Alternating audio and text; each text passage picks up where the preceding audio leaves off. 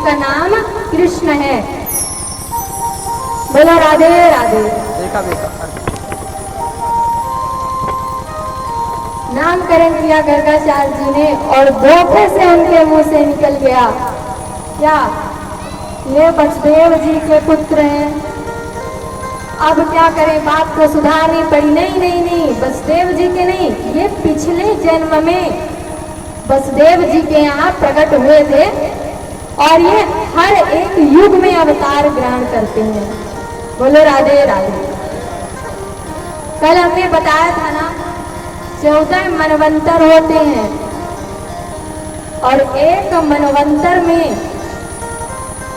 72 बार चतुर्युग लगता है, तब जाकर एक मनवंतर पूर्ण होता है।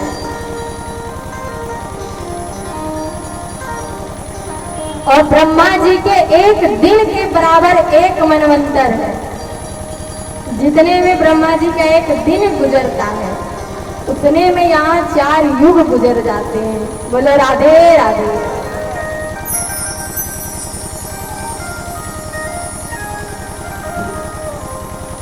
कन्हैया का नामकरण संस्कार विधिवत पूर्ण हुआ। धीरे धीरे कन्हैया अब लीलाएं करने लगे, लेकिन उसके पहले हमारे श्याम सुंदर भगवान का दर्शन करने पहुंचते हैं हमारे शिव जी भोले भंडारी। बोले शंकर भगवान की। शिव जी दर्शन करने जाते हैं ठाकुर जी का। कैसे जाते हैं? जोगी बाबा बनकर जाते हैं, वेश बदल कर जाते हैं और द्वार पर खड़े होकर पुकारते हैं, मैया दर्शन करा दो, मैया दर्शन करा दो लाला का। मैया बोली बाहर ही नहीं निकालूंगी, दर्शन तो कराने की बात ही दूर, मैं अपने लाला को दूंगी नहीं किसी को। पता नहीं कौन कौन किस किस रूप में आ जाता है, मैं अपने लाला को नहीं दूंगी। अब शिव जी ने कहा मैं यहीं बैठे बैठे अपने प्राण त्याग दूंगा जब तक दर्शन नहीं दोगी। बोले आप कुछ भी कर डालो, हम दर्शन नहीं देंगे। इतने में ठाकुर जी ने योग माया को बुलाया। योग माया बूढ़ी दादी बनकर आती हैं और समझाती है यशोदा को। यशोदा एक बड़े विद्वान हैं, बड़े ज्योतिषी हैं, इनके दर्शन करने दो। तब गोदी में लेकर आती हैं ठाकुर जी को। शिव जी अपनी गोदी में लेते हैं और भाव में आनंद में डूब जाते हैं। बोले कृष्ण कन्हैया लाल की। जोर से बोलना पड़ेगा। बोले शंकर भगवान की। बोलिए आशीश्वर महादेव की। ठाकुर जी को जहाँ शिव जी ने गोद में लिया है, शिव जी उसी स्थान पर लिंग के रूप में विराजमान हो गए हैं, जिसे वृंदावन में आशीश्वर महादेव के नाम से जाना जाता है।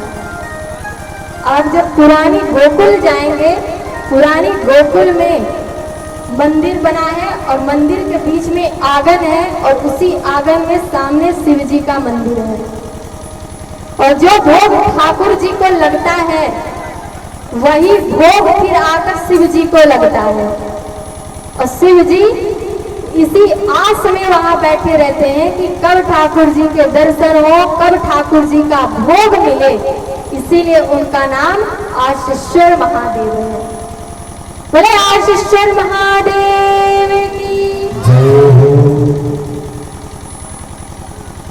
एक बार शिव जी अयोध्या भी गए थे राम जी के दर्शन करने, सबको याद है, बड़ी सुंदर कथा है। रामचरितमानस में शिव जी कहते हैं कि पार्वती मैंने तुमसे एक बात छुपाई है। पार्वती मैया ने कहा क्या छुपाई? शिव जी कहते हैं कि जब राम जी का जन्म हुआ तो वहां मैं भी गया हुआ था। पार्वती मैया ने कहा यह अच्छी बात नहीं स्वामी, आप अकेले अकेले चले गए, हमें लेकर नहीं गए। बोले नहीं देवी, मैं अकेले नहीं गया था, मैं काकभुसुंडी जी के साथ में गया था। तो पार्वती मैया ने कहा तो आप हमें भी तो ले जा सकते थे ना।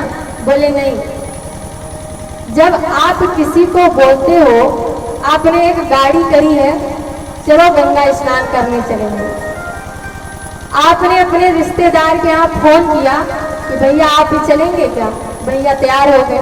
अब भैया की जो धर्म पत्नी है वो बोली हमको भी ले चलो, तो अब उनके पतिदेव उनको कैसे लेकर जाएं, क्योंकि बोला तो केवल उनको गया है, और सीट है कि नहीं है,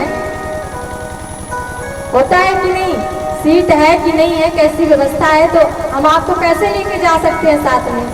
वही शिव जी कहते हैं कि देवी मैं साथ में काकभुसुंडी जी के गया था, मैं अकेले नहीं गया था, और मेरे साथ में काकभुसुंडी जी नहीं गए थे, मैं काकभुसुंडी जी के साथ में गया था।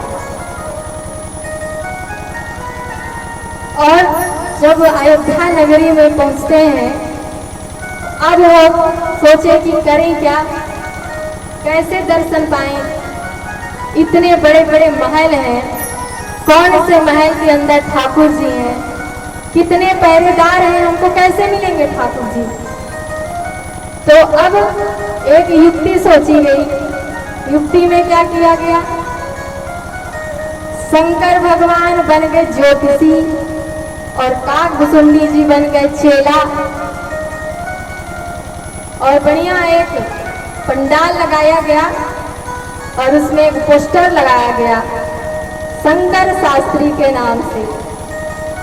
यहाँ भविष्यवाणी बताई जाती है,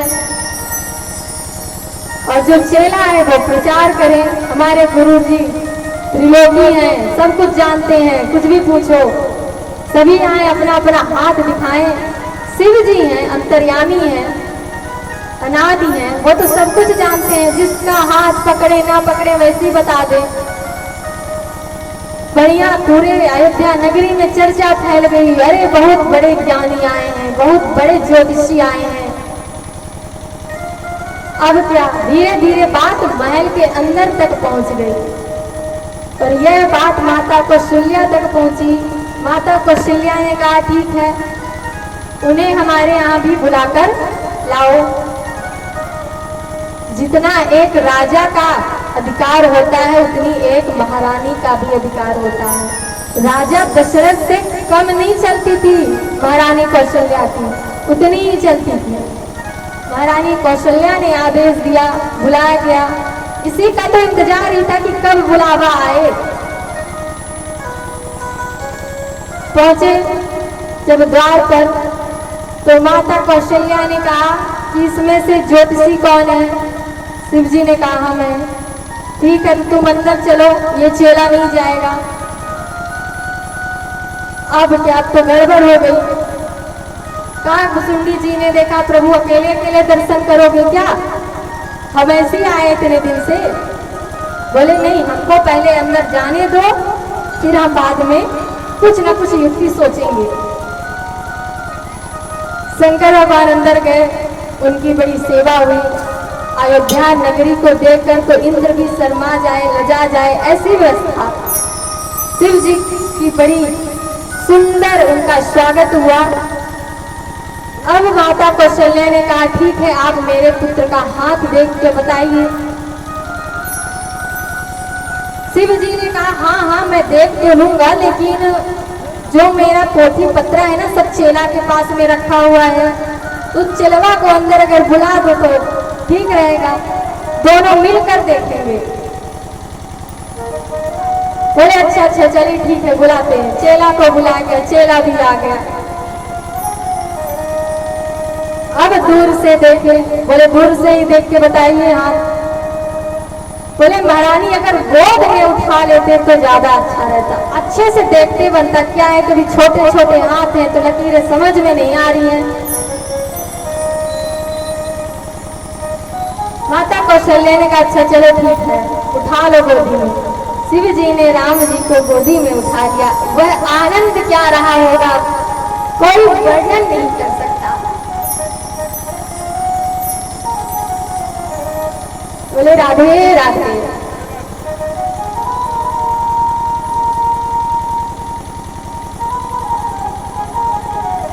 और काकभुसुंडी जी बैठे बैठे सोचे कि गुरु जी ने तो हाथ में उठा लिया, अब हम क्या करें। तो धीरे धीरे काकभुसुंडी जी ने राम जी के चरणों को सहलाना प्रारंभ कर दिया। कौशल्या मैया ने कहा, तुम क्या कर रहे हो? बोले गुरु जी हाथ देखकर बताते हैं, हम पांव देखकर बताते हैं। ताली बजा दीजिए।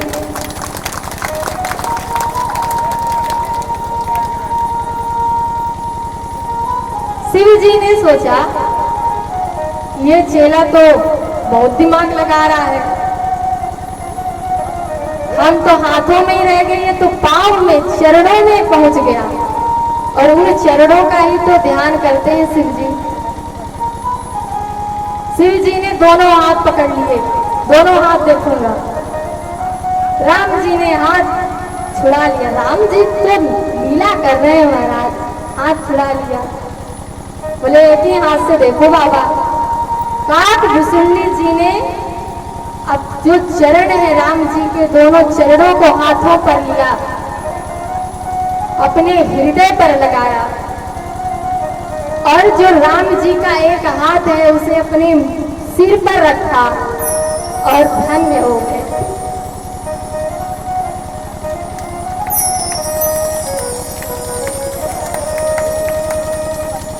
शिव जी ने कहा ये चेला तो बहुत बुद्धिमान निकला, हमसे भी आगे निकल गया, बड़ा सुंदर दर्शन किए। ऐसे शिव जी आज कृष्ण कन्हैया का दर्शन करके मुग्ध होते हैं। बोले कृष्ण कन्हैया लाल की।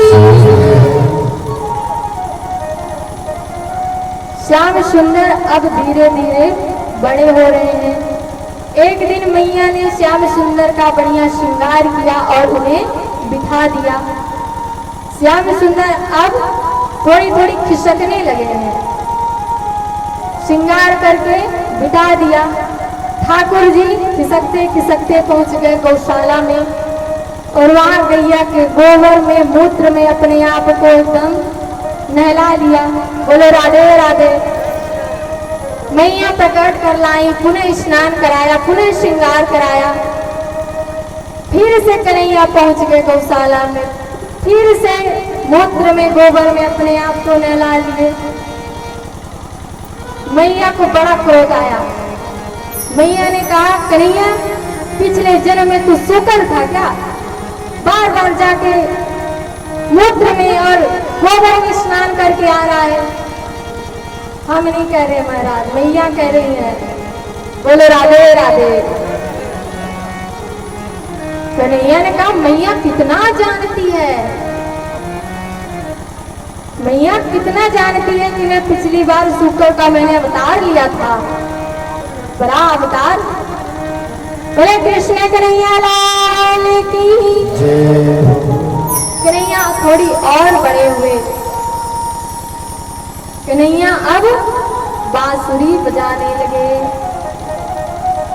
यमुना नदी पर जाकर माता सरस्वती का ध्यान किया। माता सरस्वती ने उस बंसी में अपने स्वर डाल दिए और कन्हैया बांसुरी बजाने लगे। एक बड़ा प्यारा भजन। तेरी बंसी पे जाओ बलिहार रसिया, मैं तो नाचूंगी तेरे दरबार रसिया।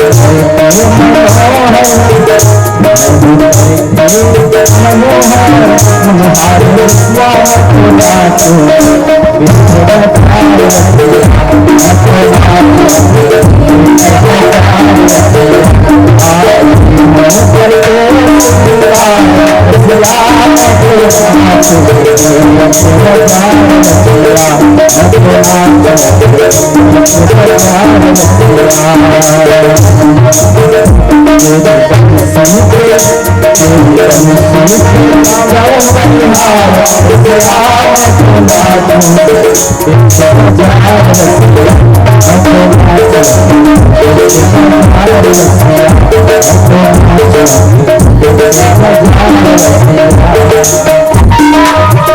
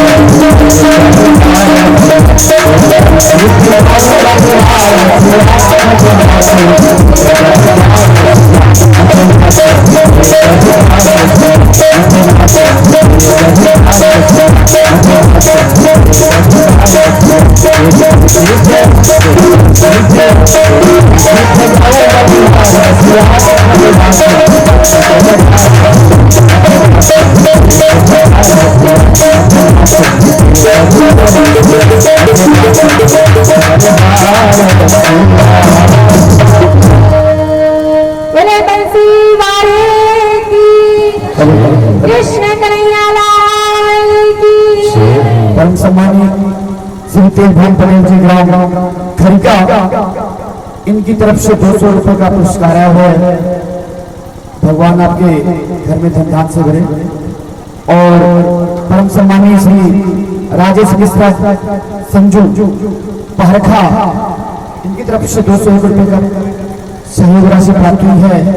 भगवान आपके सभी के घर में धन धान से पूर्ण रखे। बोलो जय श्री राम।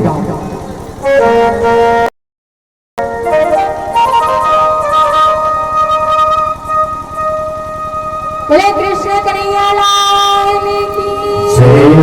राधे राधे।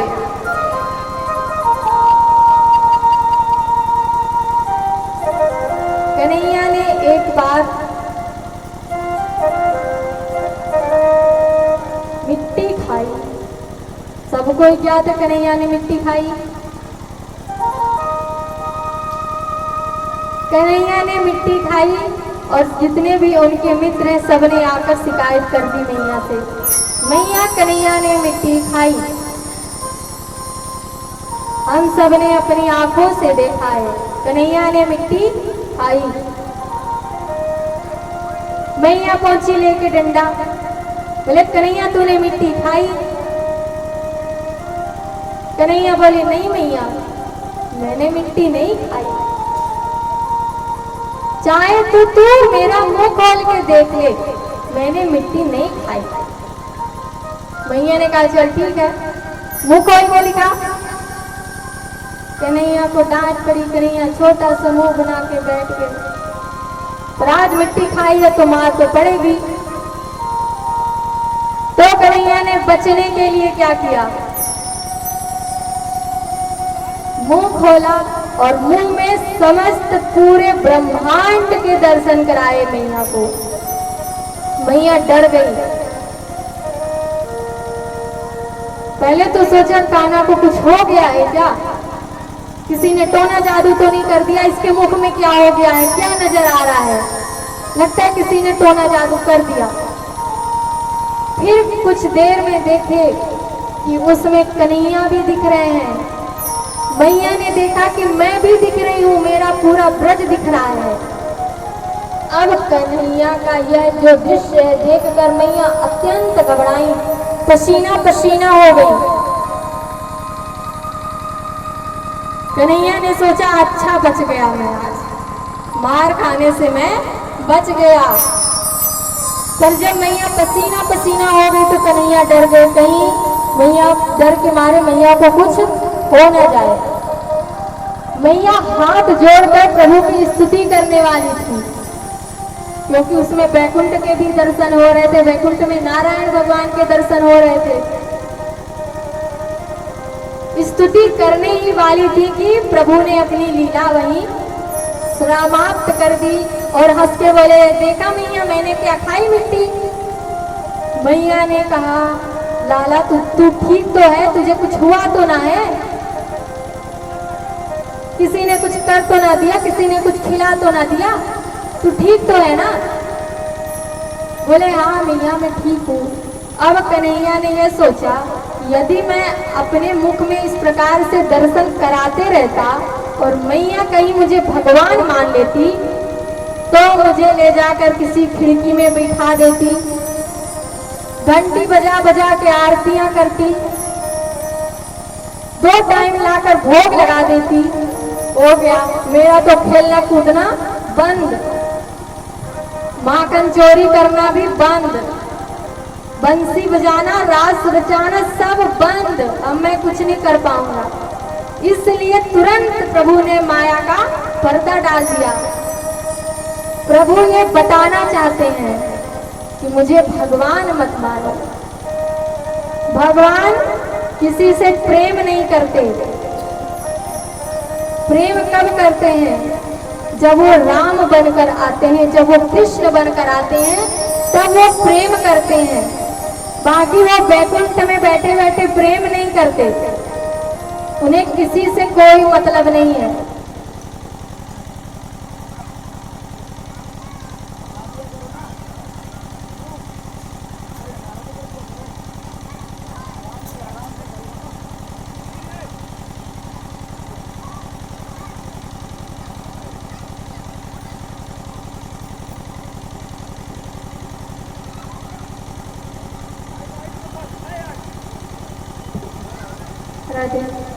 हरे कृष्ण कन्हैया लाल की जय, भक्त वत्सल भगवान की जय, राधे राधे। तो हम कहाँ थे?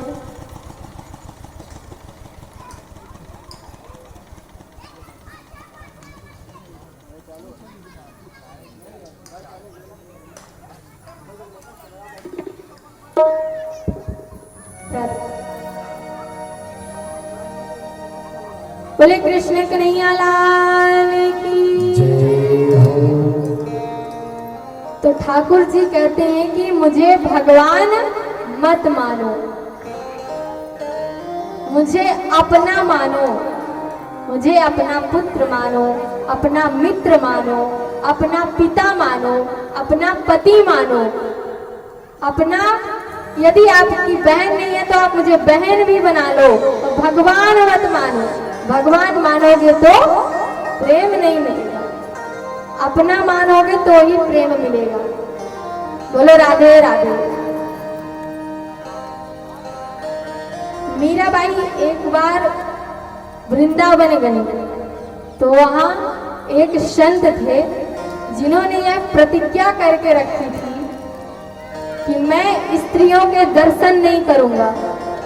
उन्होंने यह प्रण लिया था कि मैं स्त्रियों के दर्शन कभी नहीं करूंगा। और वहीं पहुंच गई मीराबाई जी। मीराबाई ने कहा उनके शिष्यों से कि गुरु महाराज को बुला दीजिए, हमें उनके दर्शन करना है, क्योंकि अंदर नहीं जा सकती थी, क्योंकि आश्रम का एक नियम होता है, आश्रम में आप नहीं जा सकते अंदर बिना अनुमति के। यदि अंदर से महाराज का जो संत है, जो महात्मा है, उनका आदेश हुआ है तो आप अंदर जा सकते हैं। मीराबाई जी ने कहा कि गुरु महाराज को बुला दीजिए, हम उनके दर्शन करना चाहते हैं। शिष्यों ने कहा कि हमारे गुरु भगवान स्त्रियों के दर्शन नहीं करते। उन्होंने यह संकल्प लिया है।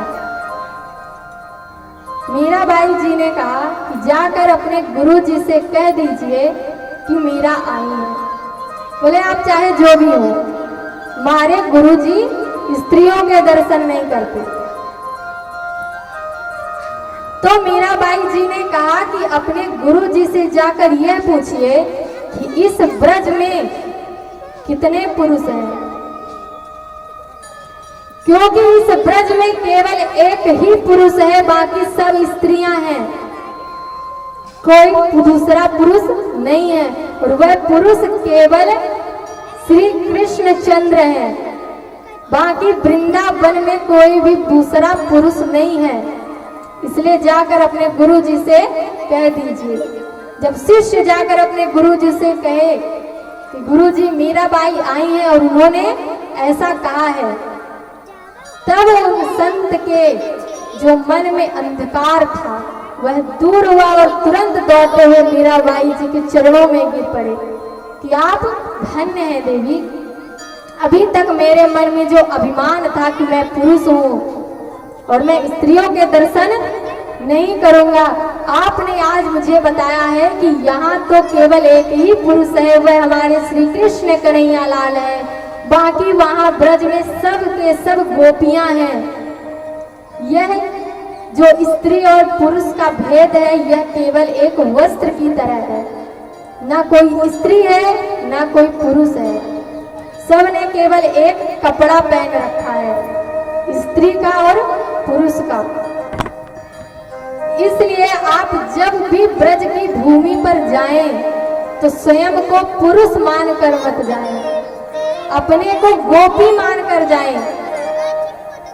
ठाकुर जी हमारे पति हैं और हम उनकी दासी हैं, ना हम पुरुष हैं ना हम स्त्री हैं, हम उनकी दासी हैं, क्योंकि पति केवल जगतपति हैं। गोपियां जब रास में आती हैं तो ठाकुर जी से क्या कहती हैं कि आप केवल हमारे पति नहीं हो, आप हमारे पतियों के भी पति हो। बोलो राधे राधे।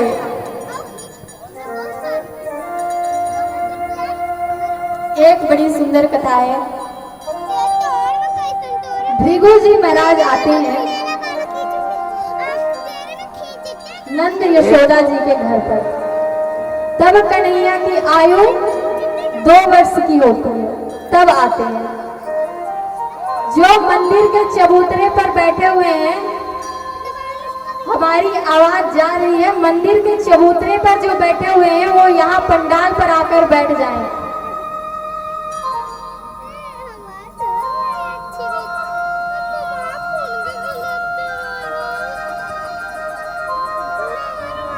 बोले कृष्ण कन्हैया लाल की जय हो। भृगु जी महाराज वहां पहुंचते हैं, उनका बड़ा स्वागत होता है। आप लोग जानते ही हैं कि कितने बड़े तपस्वी हैं और ये सब गरम दल के संत हैं। एक गरम दल के संत, एक नरम दल के संत। तो दुर्वासा जी, भृगु जी, ये सब गरम दल के हैं, इनसे सब डरते हैं। जब पहुंचे तो सब बड़े ही कहीं कोई कमी ना हो जाए महाराज के स्वागत में। स्वागत हुआ। भृगु जी महाराज ने कहा हम स्वयं से पकाते हैं और तब ठाकुर जी को भोग लगाते हैं और पाते हैं। वैसी व्यवस्था की गई और उन्होंने खीर बनाई। खीर बन गई, उन्होंने कटोरे में निकाला, भोग लगाने के लिए ठाकुर जी का ध्यान किया। तोदियम वस्तु गोविंदम तुभ्यमेव समर्पये, प्रभु आपका है, आप इसे स्वीकार करिए। इस प्रकार जब आंख बंद करी तो ठाकुर जी के ही तो घर पर आप खीर बना के बैठे हैं। ठाकुर जी आए दौड़ते दौड़ते और खीर खा गए। खीर खाए, देखे, आंख खोले, भृगु जी महाराज क्रोधित हो गए। यशोदा अपने पुत्र को संभाल ले, इसने मेरी खीर झूठी कर दी। यशोदा मैया ने क्षमा मांगी। एक तो डर भी कहीं कुछ श्राप व्राप ना दे दे, गरम दल के संत हैं।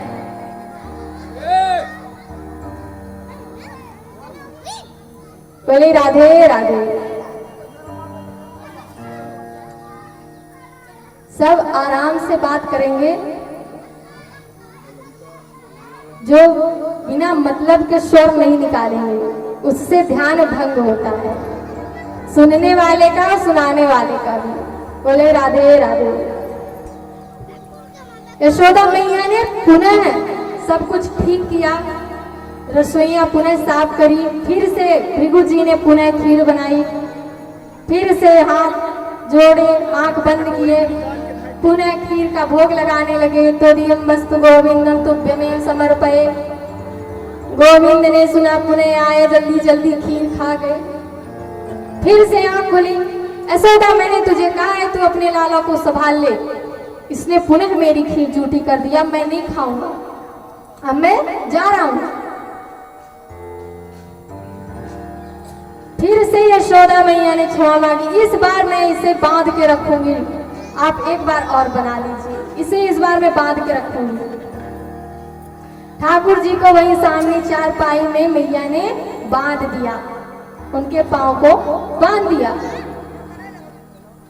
और पुनः भृगु जी महाराज ने खीर बनाई और पुनः आंख बंद करके उन्होंने ध्यान किया, प्रभु का भोग लगाइए। तोदियम वस्तु गोविंदम तुभ्यमेव समर्पये। ठाकुर जी इस बार पुनः, रस्सी ठाकुर जी की बड़ी हो गई और ठाकुर जी पुनः पहुंचे और इस बार जब आधी खीर खाते हुए बैठे, छोटा सा मुंह बना के, बाबा मैंने फिर खीर खा ली है। इस बार भृगु जी महाराज का जो ध्यान है वह टूटा, जो भ्रम था वह टूटा कि जब रस्सी बंधी है तो ये यहाँ तक कैसे पहुंचे, और उन्होंने ठाकुर जी को पहचान लिया। यशोदा मैया इतने में आई और वह देख के अचंभित हो गई, ये कैसे हुआ, ये पुनः यहाँ कैसे पहुंच गया। और यशोदा मैया को रस्सी नहीं दिख रही है कि रस्सी यहाँ से वहां उतनी बड़ी हो गई। यशोदा मैया ने पुनः क्षमा मांगी, बोली अब हम क्या करें, इसको इस बार दरवाजे के अंदर बंद कर दूंगी। भृगु जी महाराज ने कहा, नहीं देवी, जिसके लिए बड़े बड़े संत महात्मा तरसते हैं वो ठाकुर जी ने आज सामने से भोग लगाया है, यह तो मेरी दृष्टता है कि मैं इन्हें पहचान नहीं पाया। और भृगु जी महाराज उस झूठन खीर का भोग लगा रहे हैं। बोले राधे राधे, और नेत्रों से आनंद के अश्रु बह रहे हैं। बोले कृष्ण कन्हैया लाल की। जब हम रोज भोग लगाते हैं ठाकुर जी को, तो ठाकुर जी उसे वैसे ही पाते हैं। बस हमें वो दिखते नहीं है कि उन्होंने उठा के खाया, बाकी वो पा जाते हैं और हमें अपना जूठन देते हैं। बोले राधे राधे। आप लोग जगन्नाथपुरी गए हैं? कौन कौन गया है जगन्नाथ स्वामी के दर्शन करने? जय हो। ले जगन्नाथ स्वामी की जय हो। जय जगन्नाथ। जगन्नाथ स्वामी को जो सबसे पहले भोग लगता है वह खिचड़ी का लगता है। ठाकुर जी कर्मा बाई के यहाँ सुबह सुबह खिचड़ी खाने जाते थे। कुछ लोगों को हो सकता है कथा ज्ञात हो। कर्मा बाई बूढ़ी माता है और ठाकुर जी उनके प्रेम में, उनके भाव को देखकर सुबह सुबह वहां खिचड़ी खाने जाते। कर्मा बाई सुबह सुबह उठते ही 6 बजे खिचड़ी बनाती, रसोई साफ नहीं करती थी, ना बर्तन धुलती थी, ना स्नान करती थी, खिचड़ी बनाती थी सबसे पहले उठकर।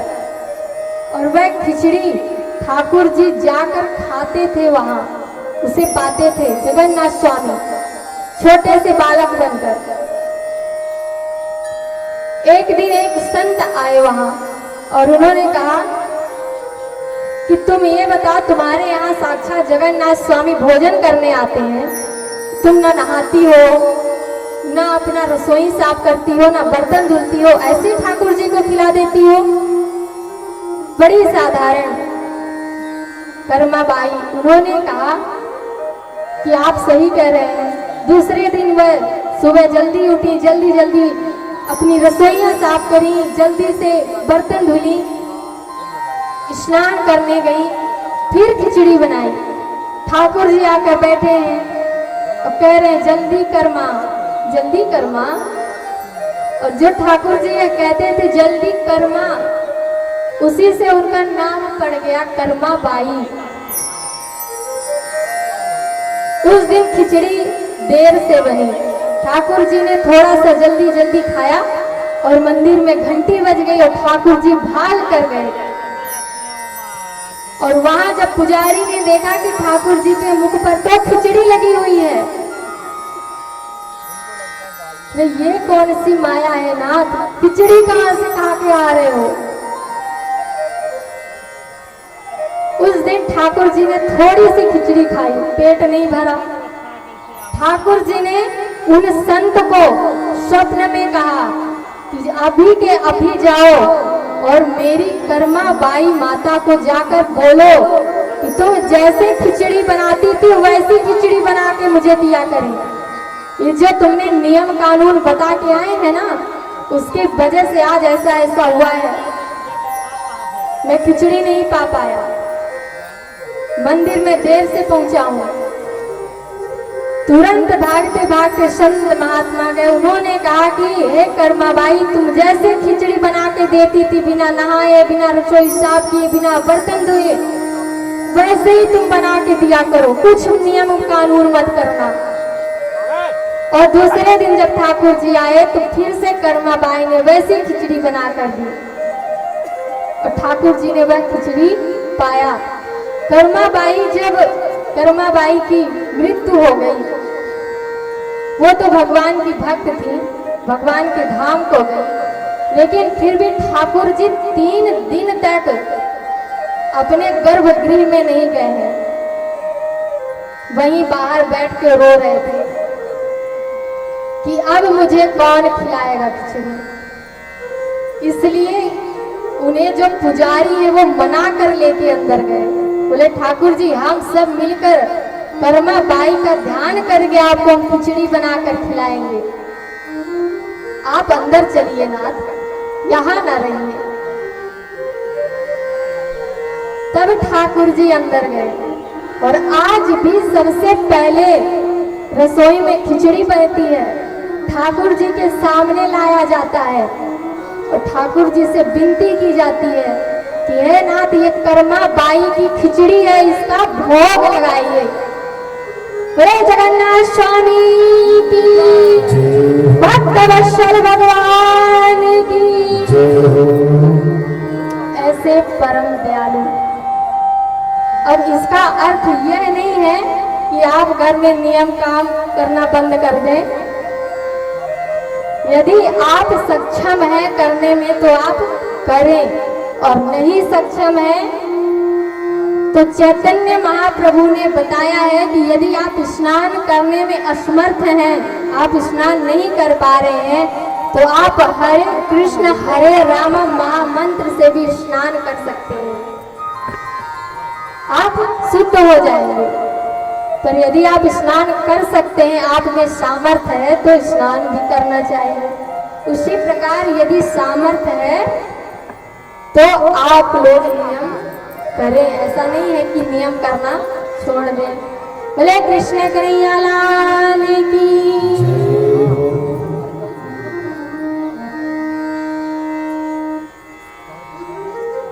एक बार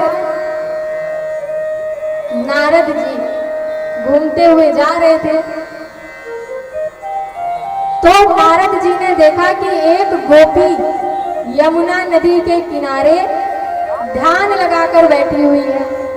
नारद जी ने कहा, हे गोपी, जिसका ध्यान सभी संत महात्मा करते हैं, वो साक्षात तुम्हारे ब्रज में विद्यमान है, तुम्हें दर्शन दे रहा है, तो तुम किसका ध्यान कर रही हो।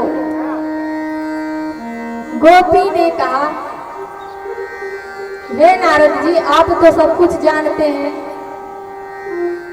यह जो नंद का छोरा है, ये हमारे चित्त में ऐसे बैठ गया है, ऐसे बैठ गया है कि कोई भी काम नहीं कर पा रही हूं। तो आज इस चित्त चोर को मैं अपने चित्त से निकालने के लिए ध्यान कर रही हूँ।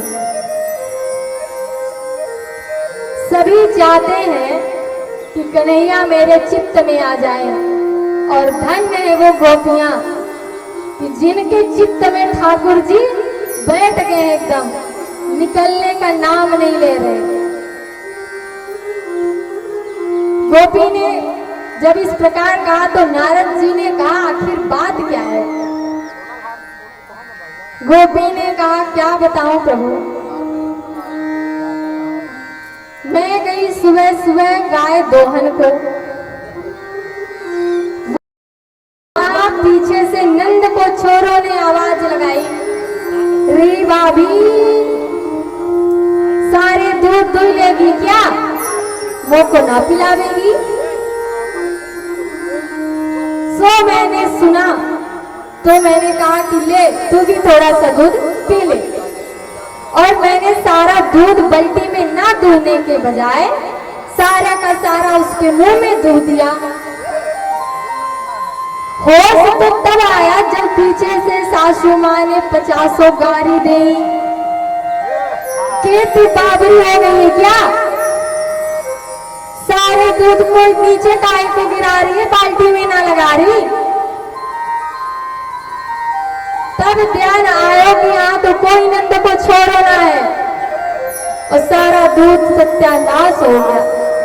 बोले राधे राधे। फिर उसके बाद क्या हुआ, उसके बाद मैं धान कूटने को गई। सास ने कहा कि थोड़ी धान कूट ले, मेरे को भात बनाना है।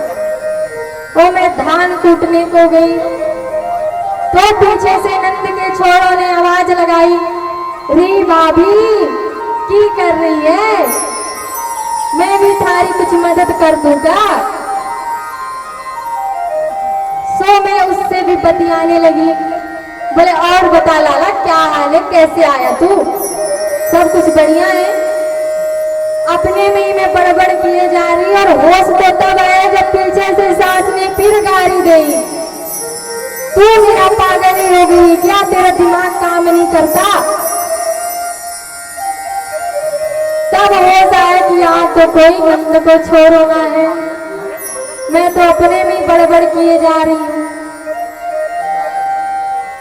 और नारद जी हद तो तब हो गई कि मैं यहाँ पानी भरन को आई। सास ने कहा जा पानी लेके आ, मैंने मटकी उठाई, पानी भरने को आई। जो ही मैंने पानी भरा, घड़ा भारी हो गया, अब मोरे से उठे ही ना। इतने में फिर नंद को छोरो आ गया। उसने कहा री भाभी मैं तारी कुछ मदद कर दूंगा। मैंने भी सोचा अच्छा हुआ लाला आ गया, थोड़ी मेरी मदद हो जाएगी, सर पे रख लूंगी। जब मटकी उठाने लगा तो ही बीच में जाके मटकी धड़ाम से गिर के फूट गई। कुछ कुछ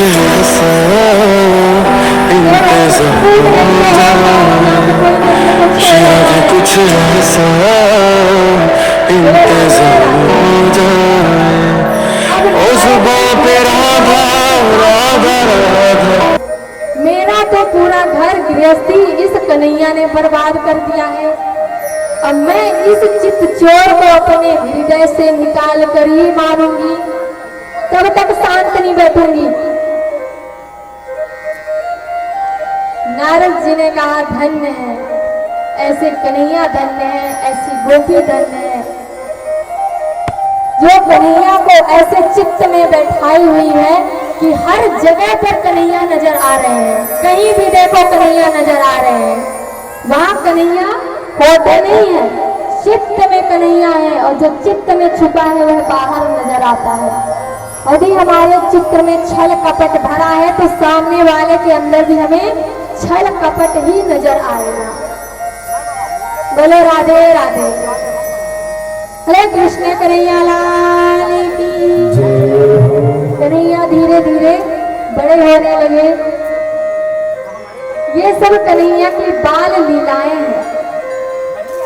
जो आनंद देने वाली है।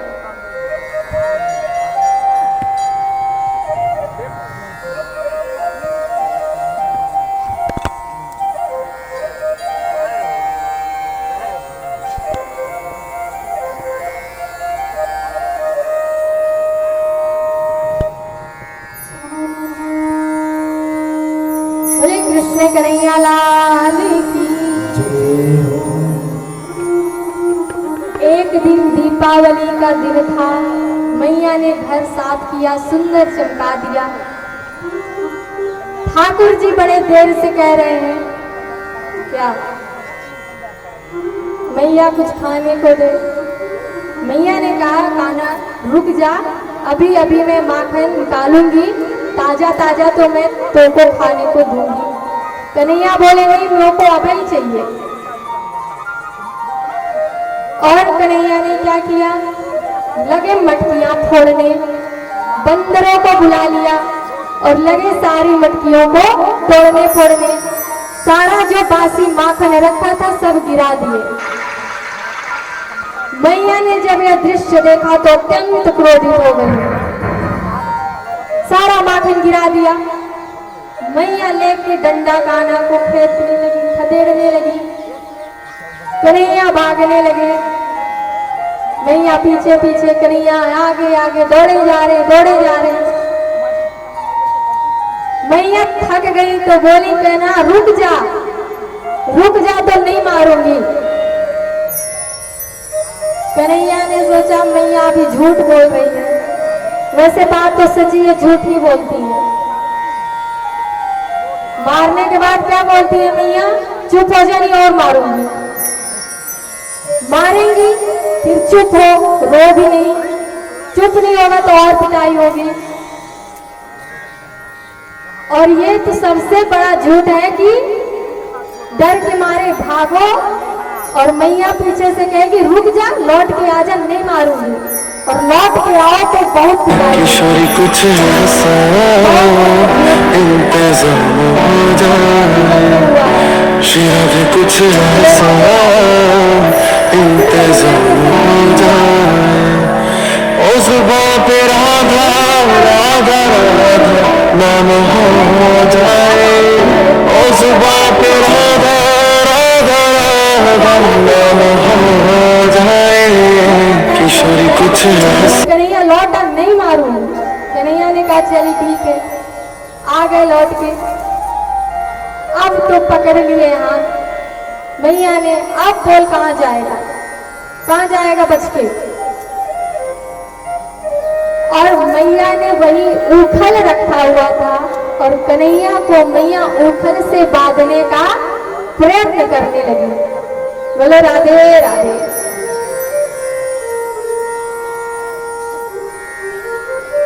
कन्हैया को बांधने के लिए प्रेम की रस्सी चाहिए। आप यदि चाहो कि मैं अपनी ज्ञान की रस्सी से बांध लूं या मैं अपने बल की रस्सी से बांध लूं, तो आप नहीं बांध सकते, वो किसी के हाथ नहीं आएंगे महाराज। संतों ने जितने भी बंधन हैं सबको बेकार का, ये बंधन बेकार, घर का बंधन, परिवार का बंधन, मित्र का बंधन, संसारी जितने भी बंधन हैं इसे अस्वीकार किया है। जितने भी बंधन हैं सब बेकार है। लेकिन उन संतों ने प्रेम के बंधन को प्रणाम किया है, क्योंकि वह प्रेम का ही बंधन है जिसमें ठाकुर जी बंध जाते हैं। ठाकुर जी, राम जी, आप लोग पढ़े होंगे, राम जी अरण्य कांड में कहते हैं नारद जी से कि नारद जो ज्ञानी पुरुष हैं वो मेरे बड़े बेटों के समान है। बड़ा बेटा अर्थात जो 20-25 वर्ष का हो जाता है तो माता उसकी चिंता करना छोड़ देती है कि अब बालक बड़ा हो गया है और अपनी रक्षा वह स्वयं कर सकता है। बोलो राधे राधे। करी हल्का वाला ठीक है। लेकिन जो भक्त है वह मेरा शिशु के समान बालक है। ऐसा राम जी कहते हैं नारद जी से। अर्थात जो मेरा भक्त है उसका मैं पल पल ध्यान रखता हूँ, हर क्षण ध्यान रखता हूँ। और जो अपने आप को ज्ञानी मानते हैं, ज्ञान मार्ग का सहारा लेते हैं, वो भी मेरे ही पुत्र हैं, लेकिन वो बड़े हैं, 20-25 वर्ष के हैं, इसलिए वो गिरते पड़ते रहते हैं, मैं उन्हें संभालने नहीं जाता। और जो मेरे भक्त हैं मैं उनके पीछे पीछे दौड़ता हूँ। बोले कृष्ण कन्हैया लाल की।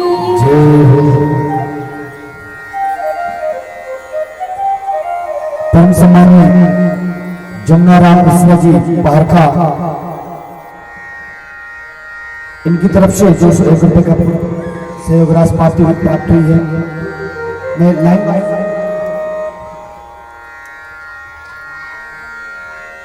इंदुलाल विश्वकर्मा, इनकी तरफ से 110 रुपए का पुरस्कार।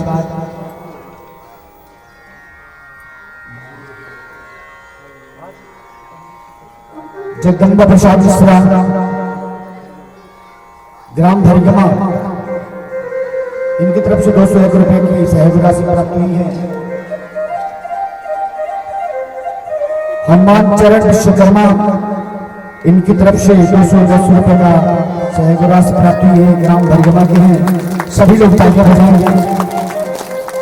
श्री चरण मिश्रा, इनकी तरफ से 210 रुपए का सहयोग राशि प्राप्त हुई है। जगदीश प्रसाद मिश्रा जी, इनकी तरफ से 200 रुपए का पुरस्कार सहयोग राशि प्राप्त हुई है, ग्राम धरिगमा के हैं। आप सभी लोग तालियां जरूर बजाइए सभी के लिए।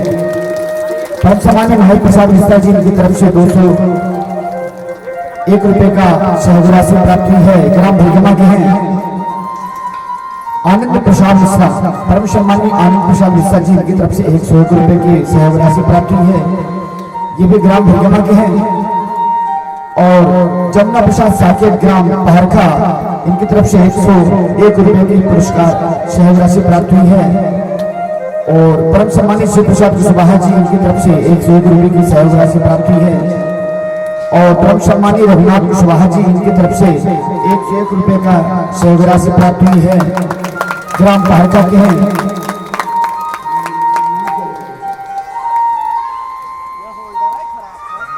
ऐतबारी प्रसाद जोरो, इनकी तरफ से 60 रुपए के सहयोग राशि प्राप्त हुई है। बुद्ध सेन साहू, परम सम्मानित बुद्ध सेन साहू, इनकी तरफ से 51 रुपए की सहयोग राशि प्राप्त हुई, ग्राम करी के हैं। परम सम्मानित राम प्रसाद सिंह, इनकी तरफ से 51 रुपए की सहयोग राशि प्राप्त हुई है। परम सम्मानित राम भूषण केवल करही, राम भुवन केवल करही, इनकी तरफ से 51 रुपए की सहयोग राशि प्राप्त हुई है। और परम सम्मानित सत्यी प्रजापति, ग्राम जुरव, इनकी तरफ से 51 रुपए की सहयोग राशि प्राप्त हुई है। और अंत में परम सम्मानित राम लाल कोल जुरव, इनकी तरफ से 55 रुपए की सहयोग राशि प्राप्त हुई है। भगवान इनके घर परिवार में धनधान से भरपूर रखे। जोरदार तालियां हो जाए एक बार सभी महान भाव को।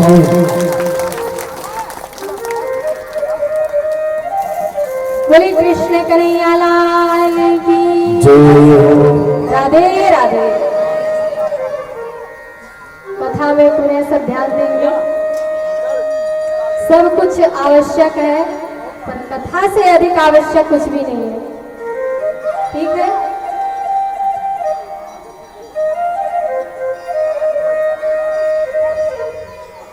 यशोदा मैया कन्हैया को ऊखल से बांधने का प्रयत्न कर रही है।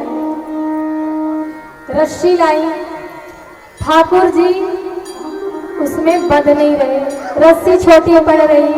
पुनः दूसरी रस्सी लाई, वह भी छोटी पड़ रही। कितनी छोटी पड़ रही?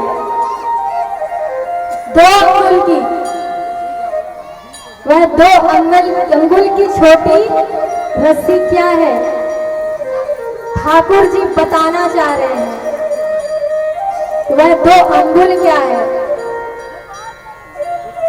एक अंगुल है भक्त जनों का परिश्रम और दूसरा अंगुल है भगवत कृपा। आप परिश्रम करो और भगवान आप पर कृपा कर दें तो ठाकुर जी बंधन में आते हैं। ऐसे बहुत संत हुए जिन्होंने बहुत परिश्रम किया, पर जब तक ठाकुर जी की कृपा नहीं हुई तो फल नहीं मिला। और ऐसे भी संत हैं जिन्होंने थोड़ा सा भजन किया और ठाकुर जी की कृपा हो गई, उन्हें तुरंत फल मिल गया। वही 2 अंगुल छोटी रस्सी है। जब यशोदा मैया ने कहा कि कन्हैया मैं तुझे बांधना चाहती हूँ, तू बंध क्यों नहीं रहा? जब मैया ने अपने आप को हार मान लिया, हार स्वीकार कर लिया, तो कन्हैया बन गए। बोला कृष्ण कन्हैया लाल की। और ठाकुर जी की इस लीला को दामोदर लीला भी कहते हैं। बोले दामोदर भगवान की। राधे राधे। ठाकुर जी को बांध कर मैया अंदर चली गई, ठाकुर जी पुकारते रह गए। उसमें भी तो ठाकुर जी को लीला करनी है। वही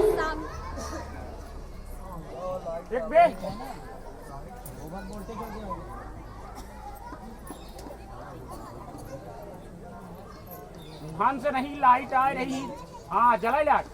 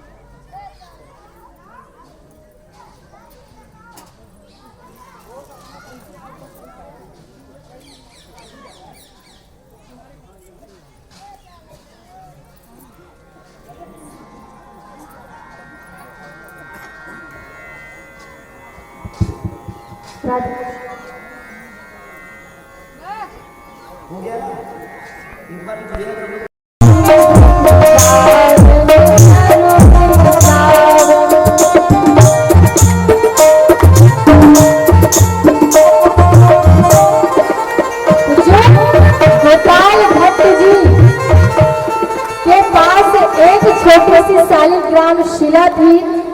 उस छोटी सी शालिग्राम शिला को गोपाल भट्ट जी बड़ा प्रेम करते, लेकिन एक दिन उन्हें इतना विरह हुआ, पूरी रात बैठकर रोए। क्यों? वो ठाकुर जी से कह रहे थे कि ठाकुर जी मैं चाहता हूं कि मैं आपका सुंदर श्रृंगार करूं, आपको वस्त्र पहनाऊं, आपको बंसी पकड़ाऊं, आपको मोर मुकुट लगाऊं, आपको पायल पहनाऊं, लेकिन आप तो गोल गोल शालिग्राम ठहरे, मैं इसमें श्रृंगार कैसे करूं? खूब रोए, पूरी रात रोए और सुबह उठकर स्नान करने गए यमुना नदी पर। और जब लौट कर आए तो वह जो शालिग्राम की शिला है वह राधा रमन लाल जी के रूप में प्रकट हो गई। वह कृष्ण कन्हैया लाल की, श्री राधा रमन सरकार की। इसीलिए गोपाल भट्ट की हृदय वेदना, उनका जो हृदय पूरी रात रोया है, उससे ठाकुर जी पिघलकर और एक स्वरूप में श्री विग्रह स्वरूप हो गए। हेलो राधे राधे। सभी लेकर कहाँ पहुंचते हैं? अपनी टोली वृंदावन में। वृंदावन में पहुंचकर कन्हैया धीरे धीरे बछड़ों को चराते हैं, थोड़ी और बड़े होते हैं, गौचारण करते हैं। गोपाष्टमी के दिन कन्हैया ने सबसे पहले गौचारण किया, कराया है, गैया मैया को भोजन कराया है। बोलो राधे राधे। सबके घर में गैया मैया है, कहाँ महाराज, आजकल तो बड़े बड़े एकदम घर बनते हैं, गाड़ी रखने की 4 चक्का गाड़ी रखने की जगह है, फिर एक 2 चक्का गाड़ी रखने की जगह है। सो खराब हो जाएगा, कौन रखता है आजकल, है कि नहीं? सही बात है कि नहीं? भैया किसी बड़े आदमी के घर पे जाओ, बोलो कि इतनी जगह है आपके, इतना बड़ा गार्डन आपने बनवाया है, गाड़ी एक नहीं 2-2 है, एक गैया भी रख लीजिए। अरे नहीं महाराज, कौन झंझट करेगा, जगह ही नहीं है बांधने के लिए। इतनी बड़ी गाड़ी खड़ी करने के लिए जगह, पर गैया रखने के लिए नहीं। आजकल तो गोबर उठाने में भी शर्म आती है सबको, आती है कि नहीं? माताओं को नहीं आती, पर अब जो पीढ़ी वाले आ रहे हैं ना, उन्हें आती है। बोलो राधे राधे। पर नहीं आनी चाहिए, क्योंकि कन्हैया कहते हैं कि गैया मैया के गोबर में साक्षात लक्ष्मी जी का वास है, गोमूत्र में साक्षात गंगा मैया वास करती हैं। ऐसी गैया मैया को हमने छोड़ दिया दर दर भटकने के लिए, हमसे बड़ा कौन पापी होगा? कन्हैया ने जिन गैया मैया को इतना प्रेम किया, हम गृहस्थ वाले हैं ना, क्या हमने संन्यास ग्रहण कर लिया है कि हमें संसार से मतलब नहीं है? कि गैया कुछ भी हो रहा है, किसी का एक्सीडेंट हो गया तो सन्यासी को उससे मतलब नहीं होता है। कोई उत्सव मना रहा है तो सन्यासी को उससे कोई प्रसन्नता नहीं होती, कोई मर गया तो सन्यासी को उससे प्रसन्नता नहीं होती। क्या हम ऐसे हैं? सन्यासी नहीं है, हम इतने महान नहीं हो गए। गृहस्थ जीवन में सीधे साधारण जीव है, हमें दया आती है, पर हम दया करते नहीं है। किसी का एक्सीडेंट हो जाता है, हम लोग अरे उसका एक्सीडेंट हो गया और देख के अपनी गाड़ी हम भगा ले जाते हैं आगे, कौन चक्कर में पड़े महाराज? करते हैं, बहुत करते हैं, भले कभी कोई नहीं बताए। इंसान है, इंसानियत दिखाइए। किसी की क्या पता थोड़ी सी मदद करने से उसकी जान बच जाए। बोले राधे राधे।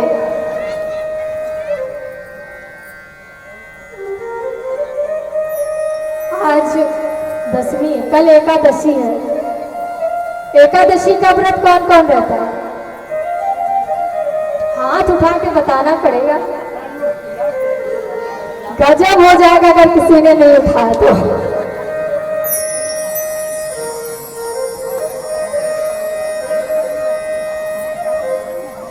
झूठ नहीं बोलना है। एकादशी का व्रत कौन कौन रहता है, सत्य बताना है, हाथ उठा के। सच में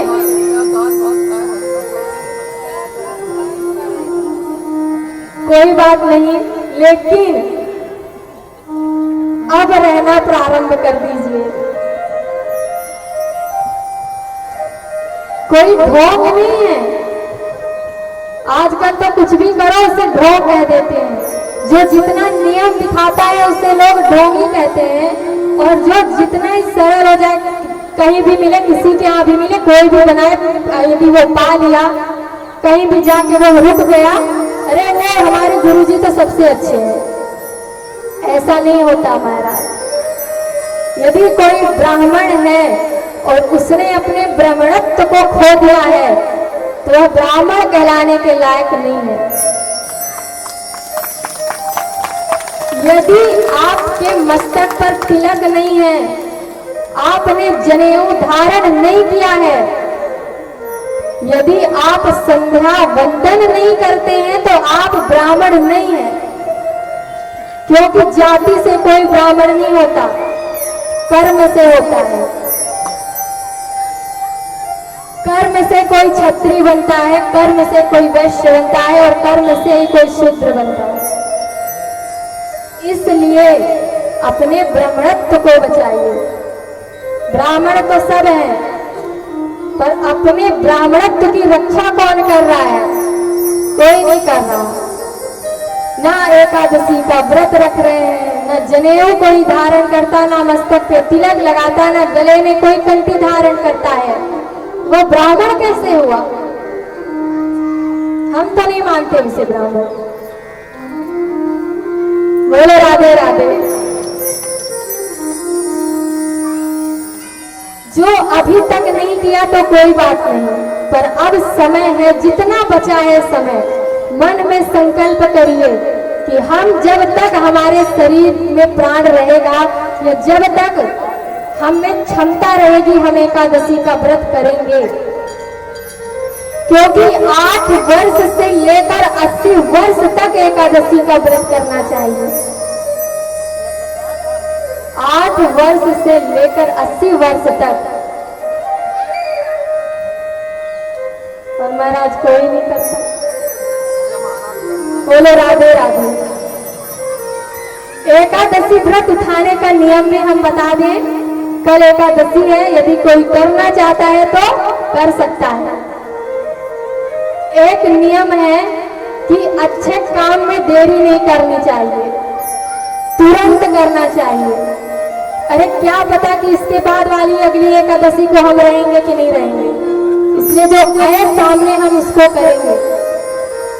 फिर एकादशी के महात्म्य में ऐसा वर्णन है कि उत्पन्ना एकादशी, जो देव उठनी एकादशी के बाद की जो एकादशी आती है उसे उत्पन्ना एकादशी कहते हैं। और उसी दिन एकादशी उत्पन्न हुई थी,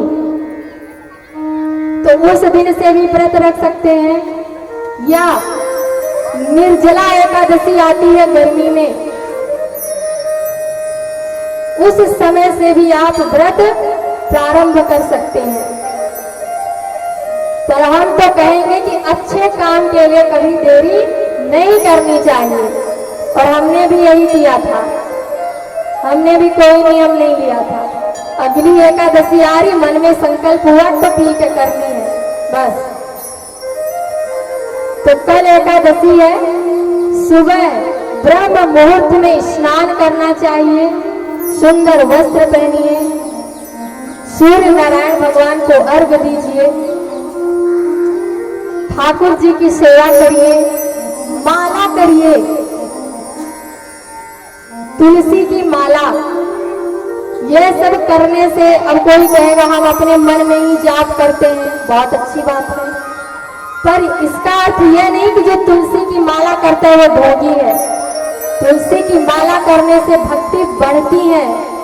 एकादशी का व्रत करने से भक्ति बढ़ती है। एकादशी व्रत करने का अर्थ ये नहीं कि एकादशी के दिन हम मरेंगे, एकादशी पाएंगे। हम यही सुने हैं ज्यादातर, एकादशी का व्रत इसलिए रहते हैं कि एकादशी पाएंगे तो वैकुंठ जाएंगे, नहीं तो अगला जन्म अच्छा मिलेगा। जन्म तो आपको अपने कर्म के अनुसार ही मिलेगा। पर जो ठाकुर जी की सेवा के लिए बचा समय है उसे तो हम नहीं गवाएं, उसे ठाकुर जी की सेवा में लगाएं। हम याद करके आ रहे थे कि हम पूछेंगे कि कल एकादशी में कौन कौन रहता है। बोलो राधे राधे। अभी कल की जो एकादशी है बहुत महत्वपूर्ण एकादशी है, जया अजय एकादशी है, भीष्म एकादशी कहते हैं। चलिए कथा में आगे बढ़ेंगे। ठाकुर जी वृंदावन आते हैं, वहां बक और अघासुर का उद्धार करते हैं। अब एक दिन कन्हैया गए गौचारण करने, गौचारण कराने। बोलो राधे राधे। अपने मित्रों के संग, सखा के संग, और वहां बैठकर सब, जैसे कोई अपने मित्रों के संग में स्कूल में हो, कॉलेज में हो, आप लोग गोला बना के बैठ जाते, फिर सब साथ में भोजन करते, ऐसे ठाकुर जी भी सब अपने अपने घर से कुछ लेकर गए हैं और ठाकुर जी बैठकर सबके संग में भोजन कर रहे हैं। यह देखते ही ब्रह्मा जी को मोह हो गया, ये कैसा भगवान है, सबका जूठन खा रहा है, ये भगवान हो ही नहीं सकता। और ब्रह्मा जी ने क्या किया, ठाकुर जी की परीक्षा ली। एक जितने भी बछड़े थे सबको गायब कर दिया, ठाकुर जी बछड़ों को ढूंढने के लिए निकल गए तो इधर मित्रों को भी गायब कर दिया। बोले राधे राधे। परीक्षा लेने के लिए कि ये सच में भगवान होंगे तो कुछ तो कर्तव्य अपना दिखाएं। ठाकुर जी सब समझ गए। ठाकुर जी लौट कर आए और ठाकुर जी ने जितने मित्र थे सब ठाकुर जी बन गए, जो लाठियां थी वो भी ठाकुर जी बन गए, जितने भी बछड़े जितनी भी गैया थी सब ठाकुर जी बन गए और लौट के आ गए। इतने में क्या हुआ, एक वर्ष बीत गए इसी तरह। ठाकुर जी ही बछड़े बने हैं, लाठी बने हैं और सभी मित्र बने हैं। और आज गौ माता को अपने बछड़ों पर ज्यादा प्रेम आ रहा है। ठाकुर जी बछड़े बन के दुग्ध पान कर रहे हैं। सभी गोपियां अपने पुत्रों पर ज्यादा प्रेम लुटा रही है। सब में उनको ठाकुर जी के दर्शन हो रहे हैं। इस प्रकार जब एक वर्ष बीत गए तो ब्रह्मा जी ने सोचा कि आखिर इस वृंदावन धाम में तहलका क्यों नहीं मचा कि सब के सब गायब हो गए, मेरा पुत्र गायब हो गया, गैया हल्ला क्यों नहीं मचा रही है कि हमारे बछड़े कहाँ चले गए। तब ब्रह्मा जी ने आकर देखा कि अरे ये तो सब ठाकुर जी की लीला है। तुरंत घबराते हुए गए जहां वो उन्होंने छुपा कर रखा था गुफा में, वहां भी गए देखे कि वहां भी ये बालक सो रहे हैं। सभी जितने भी बछड़े हैं सब सो रहे हैं। इधर ठाकुर जी खेल भी रहे हैं। बोले राधे राधे। इसके पहले ब्रह्मा जी ये सब करने के बाद ब्रह्मलोक पहुंचते हैं और जब वहां जाते हैं ब्रह्मलोक में तो वहां कोई दूसरा ब्रह्मा बैठा रहता है। वहां ब्रह्मा जी पहुंचे, इतने में जो ब्रह्मा जी बन के नकली वाले बैठे हैं उन्होंने कहा, अपने जो सैनिक हैं उनसे कहा कि देखते रहना, इधर नकली ब्रह्मा बहुत घूम रहे हैं आजकल, ध्यान देते रहना। कोई आसपास दिखे तो बंदी बना के उसे डाल देना। पता नहीं कितने ब्रह्मा पड़े हैं जेल खाने में, कोई फिर से दिखे नकली तो उसको भी ले जाके डाल देना। बोले राधे राधे। ब्रह्मा जी ने सुना कि ये कौन है, असली ब्रह्मा तो मैं ही हूं, पर मैं कैसे बताऊं कि मैं ही असली ब्रह्मा हूं। अब उनके जो सैनिक है उन्होंने ब्रह्मा जी को पकड़ा और ले जाकर जेल खाने में डाल दिया। जब जेल खाने में पहुंचे तो वहां देखा कि हजारों ब्रह्मा जेल खाने में पड़े हुए हैं। कोई 4 मुख वाला तो कोई 10 मुख वाला तो कोई 1000 मुख वाला, कोई 10,000 मुख वाला, इतने मुख वाले ब्रह्मा जी। बोले राधे राधे। अर्थात हम जिस ब्रह्मांड में रहते हैं उस ब्रह्मांड के ब्रह्मा जी के 4 मुख हैं। जो दूसरा ब्रह्मांड है उसके अनुसार होंगे, जितने भी हो, 10 हो, 12 हो, 20 हो, 1000 मुख वाले हो, जिसकी जितनी बड़ी सृष्टि होगी उतने मुख वाले ब्रह्मा होंगे। हमारी जो सृष्टि है वो सबसे छोटी है क्योंकि यहाँ 4 मुख वाले ब्रह्मा जी हैं। बाकी जो दूसरी सृष्टि है, दूसरा ब्रह्मांड है, क्योंकि ठाकुर जी के रोम रोम में कोटि कोटि ब्रह्मांड है। और उस एक ब्रह्मांड का मालिक कौन? ब्रह्मा विष्णु महेश बनकर ठाकुर जी उसे चलाते हैं। एक रोम में कोटि कोटि ब्रह्मांड, उस एक कोटि ब्रह्मांड का मालिक कौन है? महाविष्णु। विष्णु और महाविष्णु, भ्रमित मत होइएगा। एक सृष्टि को, एक ब्रह्मांड को चलाने के लिए ब्रह्मा विष्णु महेश बनते हैं ठाकुर जी। और जो एक रोम में उन कोटि ब्रह्मांड अर्थात 1 करोड़ ब्रह्मांड का जो निरीक्षण करते हैं वो महाविष्णु है। और पता नहीं कितने महाविष्णु भगवान श्री कृष्ण चंद्र के रोम रोम में है। हे कृष्ण कन्हैया लाल की।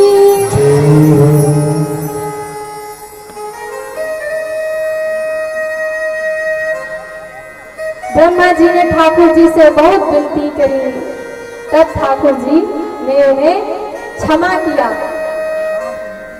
और कहा कि दोबारा ऐसा अपराध मत करना। तुमने हमारे मित्रों से हमें दूर किया है। और ब्रह्मा जी ने 41 श्लोकों में ठाकुर जी से क्षमा मांगी। ठाकुर जी ने फिर भी कहा अच्छा ठीक है, हो गया, माफ किया। और बहुत प्रसन्न नहीं हुए और उन्हें भेज दिया। हे कृष्ण कन्हैया लाल की।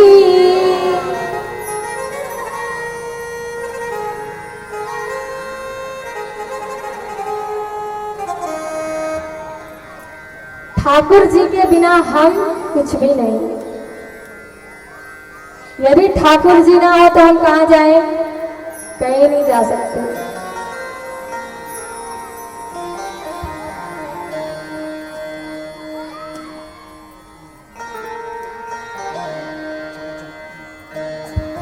क्षमा चाहूंगा।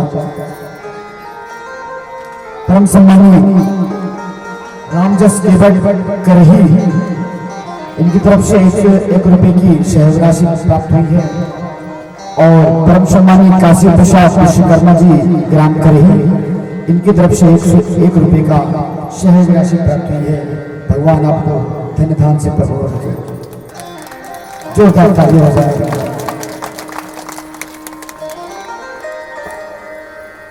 बोले कृष्ण कन्हैया लाल की।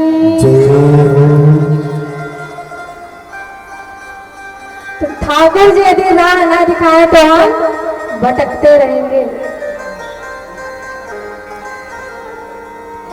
भटकते रहेंगे हम तो होके बावरे। भटकते रहेंगे हम तो होके बावरे। तेरे बिना जाए कहाँ ओ सावरे।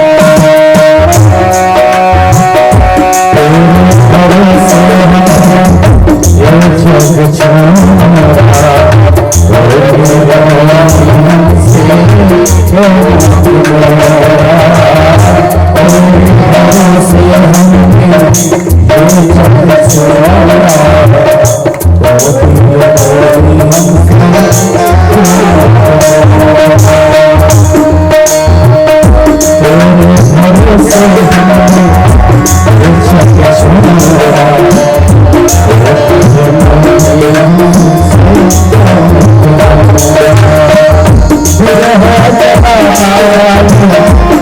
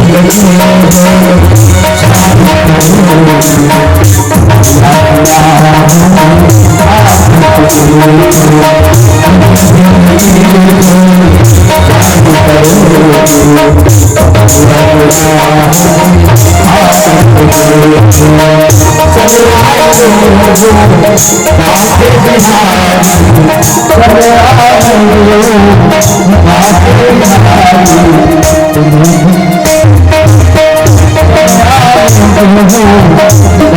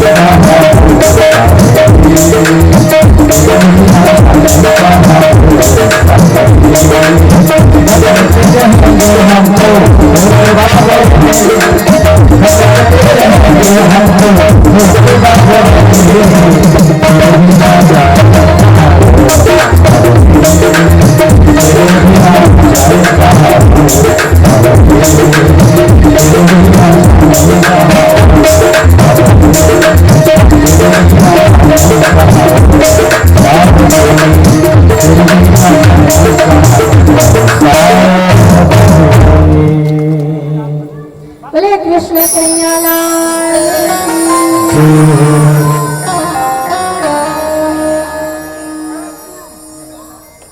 हम सब भटकते रहेंगे जब तक ठाकुर जी सहारा नहीं देंगे। बोले राधे राधे।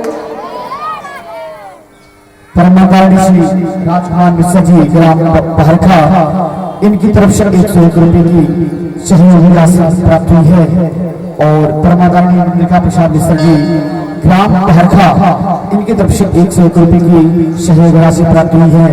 और परमाधारी राजीव प्रसाद मिश्र जी ग्राम बहरखा, इनकी तरफ से 101 रुपए श्रीमद् भागवत महापुराण सप्ताह में सहयोग राशि प्राप्त हुई है। भगवान आप सबके घर परिवार में धन धान्य भरपूर रखें।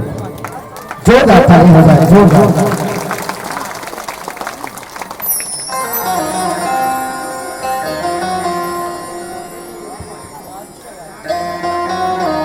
बोले कृष्ण कन्हैया लाल की राधे राधे। वृंदावन पहुंचकर ठाकुर जी ने धेनुका सुर का उद्धार किया। कंस के द्वारा भेजा गया एक राक्षस जो बछड़ा बनकर गाय और बछड़ों के बीच में आ गया था, जिसे ठाकुर जी ने पहचान लिया और उसका भी उद्धार कर दिया। बोले भक्तवत्सल भगवान की। अब आगे ठाकुर जी ने क्या किया? कालिया नाग का मर्दन किया। सबको ज्ञात है कथा, सबने टीवी पर भी देखा है कि नहीं? बोलो राधे राधे। आबाल वृद्ध वनिता सर्वे अंग पशुभृत्या, अर्थात यमुना नदी में जहाँ कालिया नाग रहता था वहाँ का समस्त जल जो है वो दूषित था, विषैला था। उसको जो भी पशु या पक्षी पीते वो तुरंत मर जाते। ठाकुर जी को यह पता था और ठाकुर जी यमुना नदी को इस संकट से मुक्त कराने के लिए एक दिन कदम्ब के वृक्ष पर चढ़े। वहां से खेल खेल में एक अपनी खेलने वाली गेंद फेंक दी और स्वयं भी काली नदी में कूद पड़े। बोले कृष्ण कन्हैया लाल की। ठाकुर गुरु जी कालीदेव में कूदेंगे। जब उनके मित्रों ने देखा तो घबरा घबरा कर पहुंचे। सबने यशोदा मैया, नंद बाबा और गांव वालों को बताया कि कन्हैया कालीदेव में कूद गया। और कालीदेव में जो कूदता था वह कभी भी जीवित नहीं निकला, निकला ही नहीं। निकालने का प्रयत्न भी करे तो कौन करे। सब डर के मारे भाग के आए। और कन्हैया जब नीचे पहुंचे तो वहां कालिया नाग की जो पत्नियां हैं, 6 पत्नियां हैं, वो सब कन्हैया की भक्त हैं। उन्होंने सोचा कोई बालक आ गिरा है। उन्होंने कहा आप चले जाओ यहाँ से, हमारे स्वामी अभी सो रहे हैं, यदि उठ जाएंगे तो गड़बड़ हो जाएगी। कन्हैया ने कहा नहीं, मैं आपके स्वामी से तो मिलने आया हूँ। आपके स्वामी जो इतना गड़बड़ करते हैं उसे सुधारने आया हूँ। बोलो राधे राधे। इतने में जब बातें हो ही रही थी और कालिया नाग उठ गया। कालिया नाग कौन है? कालिया नाग है ऋषि कश्यप का पुत्र है। ऋषि कश्यप से ही इस सृष्टि में जितने